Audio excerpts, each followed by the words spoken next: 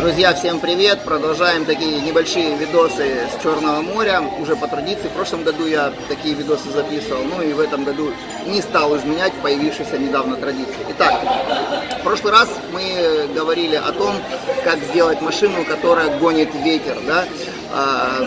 Одно видео, потом небольшое пояснение и, как и обещал, видео о том, чем же отличается машина, которая ветер гоняет, от машины, которая давит, да, создает звуковое давление. Я сейчас пока не буду говорить о спортивной машине, да, которая участвует в соревнованиях именно по звуковому давлению, а именно, то есть, когда ты садишься, и у тебя не щеки шевелятся, да, флексит все там и так далее, а именно вот тебя сдавливает, там, ну, ты ощущаешь, что у тебя там уши и всякие другие твои части тела, когда их давят, да, ну, то есть машина, которая реально давит. Ну, во-первых, в чем отличие? Такие машины имеют существенно выше частоту настройки. Но если мы говорим не о спорте, а о музыке, то это где-то все, что выше 40 до 48 Гц. Кстати, допустим, если вы слушаете клубную музыку, то такая настройка там 42, 43 и выше, да, там вплоть до 48 даже Гц, это вполне приемлемая настройка, если вы слушаете вот именно такие танцевальные жанры, и там не попадаются негры, да. Кстати, хочу сразу еще такую небольшую ремарку сделать. Очень часто бывает, когда вот, допустим, мы в нашем отделе собостроения принимаем заказ на расчет сабвуферов, люди говорят, я слушаю клубняк и негров. Вот это всегда компромисс, это самая сложная задача, потому что если негры это там ниже там 35 и ниже, да, а клубняк это всегда выше 40, практически всегда. Опять же, я небольшой знаток прям всех направлений этой музыки, но если говорить о танцевальной музыке, это всегда выше 40 Гц, да.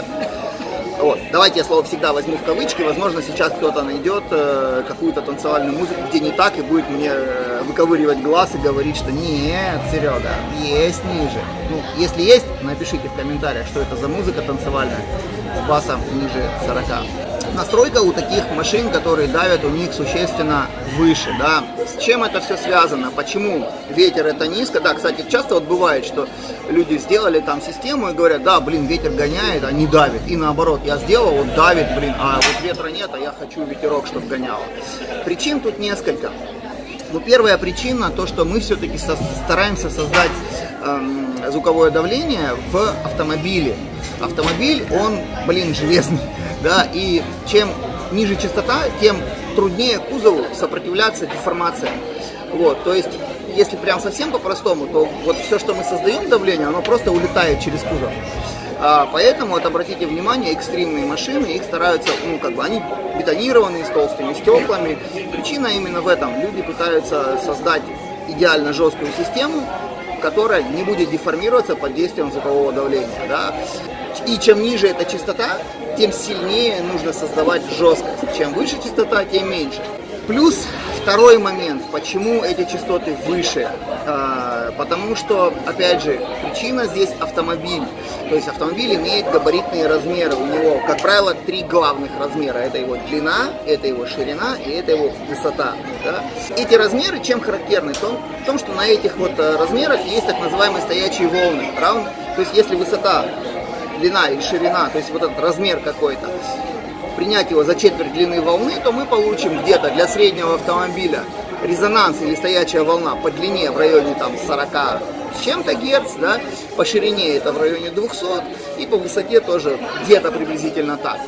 И вот общая стоячая волна, суммарный резонанс это называют, хотя это не совсем правильно, но пускай для простоты будем называть это резонанс, он лежит где-то в районе у среднего автомобиля в районе 50 Гц. И когда мы пытаемся создать звуковое давление в автомобиле, то мы видим вот пик дополнительный как раз где-то в районе этой частоты. То есть для SPL-щика понятно, что вот эти резонансные явления, эти стоячие волны, они нам помогают достигать звукового давления. То есть два главных фактора. Это резонансы салона и это то, что сопротивляемость кузова звуковому давлению на более высоких частотах существенно лучше. Кстати, не знаю, вы слышите или нет, где-то валит басуха. Кто-то решил проиллюстрировать мое видео. Это здесь. Где-то валит, короче. Вот, дорогие друзья, как видите, приготовление машины для ветра и для звукового давления отличается кардинально.